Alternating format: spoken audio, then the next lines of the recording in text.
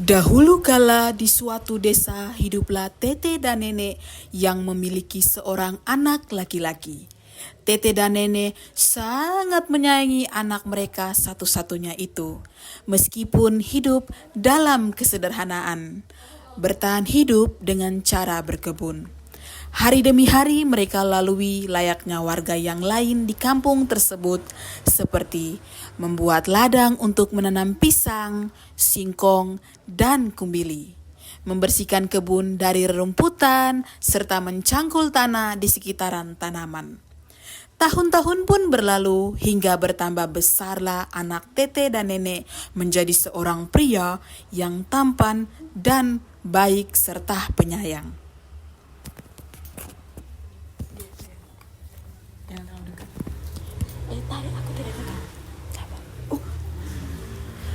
Anakku, sekarang kau sudah besar. Bantu bapak dan mama kerja di ladang. Jangan kau main-main dengan teman saja. Seharian baru kau pulang minta makan. Nanti mama kasih picak kau kepala baru kau tahu rasa.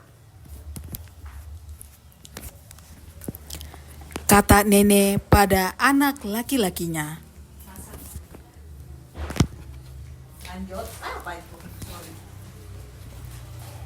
Nenek, mama dong tidak usah suruh saya juga sama bantu mama dan bapak di ladang. Dong tidak usah cabek lagi karena anak sudah besar. Anak bisa ganti bapak kerja di ladang. Jawab si anak. Kau jaga pohon pisang di bagian depan sana. Kemarin macam ada orang mau curi kita buah pisang. Kata nenek menimpali. Keesokan harinya si anak pergi ke ladang pisangnya dan berjaga-jaga di sana hingga matahari terbenam. Begitu seterusnya, dia berjaga di kebun pisang beberapa hari hingga hari keempat. Saat itu, matahari bersinar cukup terik. Namun, angin berhembus kencang dan beberapa daun pisang tersibak. Si anak sedang beristirahat duduk di bawah pohon pisang yang rindang, sembari sesekali ia mencabuti rumput-rumput yang tumbuh di sekitaran pisang-pisangnya.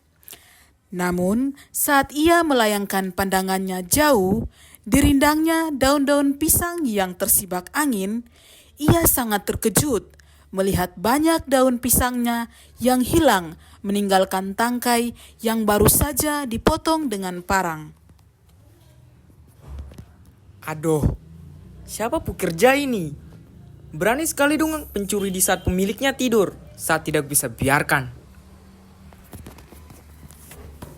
Kata si anak dengan geram melihat hilangnya daun pisang miliknya. Lalu, ia mengambil langkah 1000 untuk mundur ke belakang dan bersembunyi di belakang gubuk yang terbuat dari batang bambu dan daun sagu sebagai atapnya. Ia mengintip keluar dan melayangkan pandangannya ke kebun pisangnya yang lebat itu. Tak lama kemudian, ia melihat sebuah bintang jatuh dari langit. Begitu besar suara dan getarannya hingga terdengar dari kejauhan. Si anak tersebut mulai mendekati tempat di mana bintang tersebut jatuh dan saking kagetnya, ia ketika melihat seorang wanita berparas cantik. Hei, kau pun nama siapa? Kenapa kau mencuri saya punya pisang-pisang?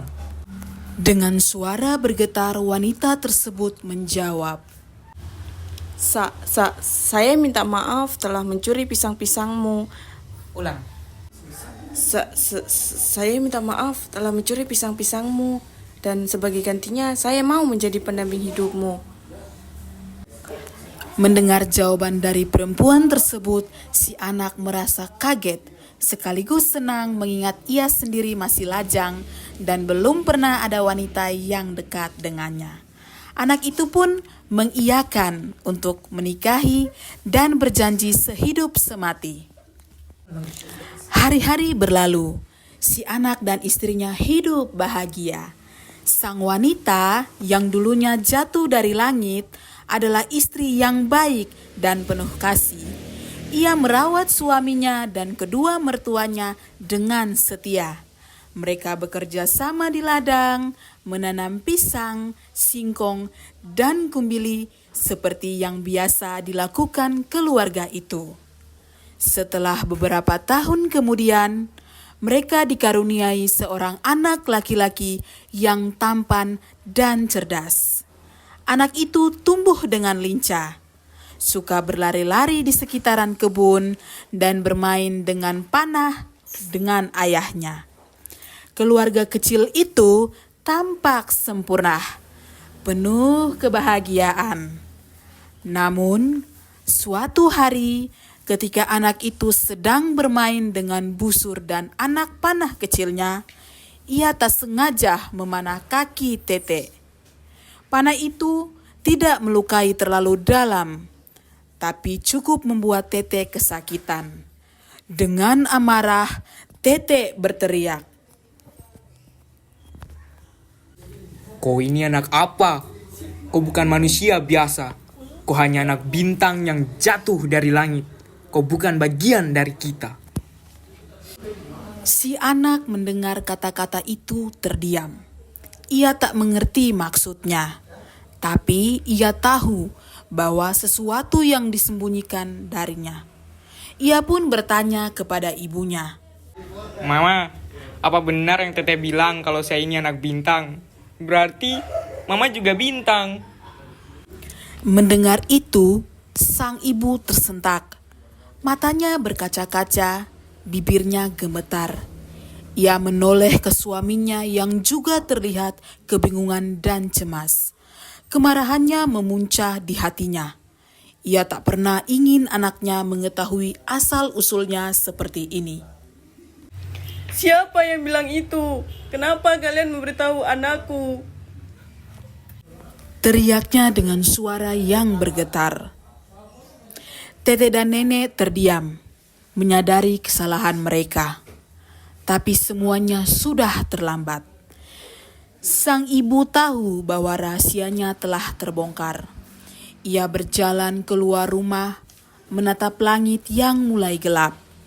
Dengan air mata mengalir di pipinya, ia berkata lirih, Aku sudah berjanji untuk tinggal di sini, tapi jika anakku tahu asal-usulnya, aku harus kembali. Suaminya berlari menghampirinya. Jangan pergi. Kita bisa tetap bersama. Tapi sang wanita hanya tersenyum sedih. Ia mengangkat tangan dan tiba-tiba angin berhembus kencang. Tubuhnya mulai bersinar perlahan, semakin terang hingga menyilaukan mata. Dalam sekejap, ia melayang ke langit.